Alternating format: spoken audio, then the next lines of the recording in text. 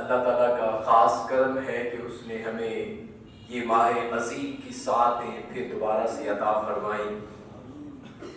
وہ ماہ مبارک جس کے اندر حضور نبی اکرم صلی اللہ علیہ وسلم کی احادیث کی روشنی میں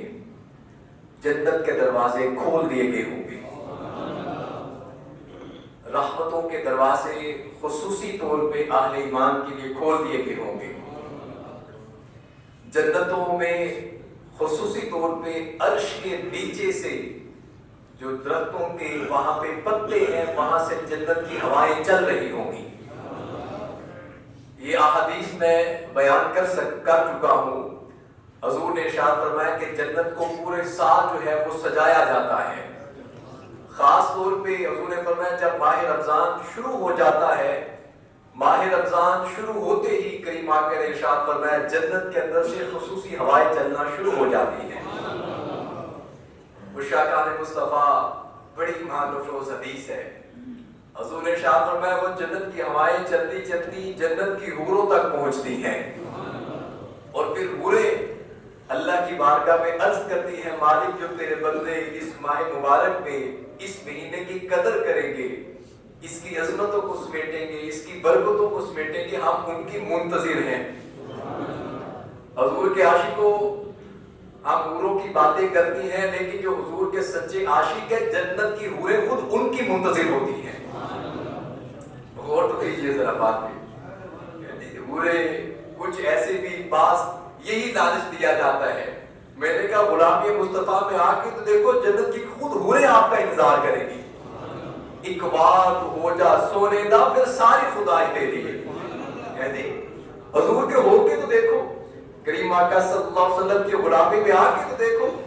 حضرت سیدنا بلال حبشی رضی اللہ تعالیٰ عنہ کے بارے میں جنت کی حوروں کی سردار کہہ رہی یا رسول اللہ آپ مجھے جنت میں حضرت بلال حبشی کا ان کا ساتھ ادا کر دیں۔ تو جب آ کر یہ خوشخبری حضرت بلال کو عطا کی گئی تو حضرت بلال کیا کہتے ہیں؟ یا رسول اللہ جو مارے کھائی وہ آپ کی لیے کھائی ہے، یا رسول اللہ جو تپتی ریت پہ لیٹا ہوں وہ آپ کی لیٹا ہوں، ہمیں تو جنت کی حوروں کا کوئی لالچ ہی نہیں ہے یا رسول اللہ، یہ سب کچھ آپ کی غلامی کے لیے دیا ہے۔ تو عزیز ساتھیو یہ ماہ مبارک ہے، وہ جنت کی ہوائیں چل رہی ہوں گی، وہ خاص طور پہ جنت مزید سج رہی ہوگی، سبر رہی ہوگی، مزید آراستہ ہو رہی ہوگی، اور اللہ تعالیٰ ہر دن جنت کو فرماتا ہے جنت دیکھ میرے بندے روزے رکھ رہے ہیں، مشقتیں برداشت کر رہے ہیں، پیاس کو برداشت کر رہے ہیں، بھوک کو برداشت کر رہے ہیں۔ عزیز ساتھیو ایسے ایسے حضور کے غلام بھی دیکھے سخت گرمی کی شدت میں فیکٹریوں میں کام کرنے والے، صرف یہی نہیں بلکہ میں کینیڈا میں تھا تو پچھلے سال مجھے وہاں پہ پچھلے سال وہاں پہ ایک ساتھی بتانے لگے کہ ہم نے +40 کے اندر ٹمپریچر میں بھی ہم نے کام کیا ہے، یعنی حضور کا غلام کو جہاں مرضی رہے ایمان کی حرارت اس کی باقی رہتی ہے۔ تو عزیز ساتھیو اللہ تعالیٰ جنت سے فرماتا ہے جنت دیکھ میرے بندے میری خاطر مشقتوں کو برداشت کر رہے ہیں، یہی وہ بندے ہیں جن کو جب میں پیدا کرنے لگا تھا تو فرشتوں نے کہا تھا مالک ان کو بنائے گا جو خون خرابہ کریں گے، جو فساد کریں گے۔ تو عزیز ساتھیو جب ماہ صیام آتا ہے اللہ تعالیٰ جنت سے کہتا ہے اے جنت تو میرے بندوں کی مشتاق ہو جا،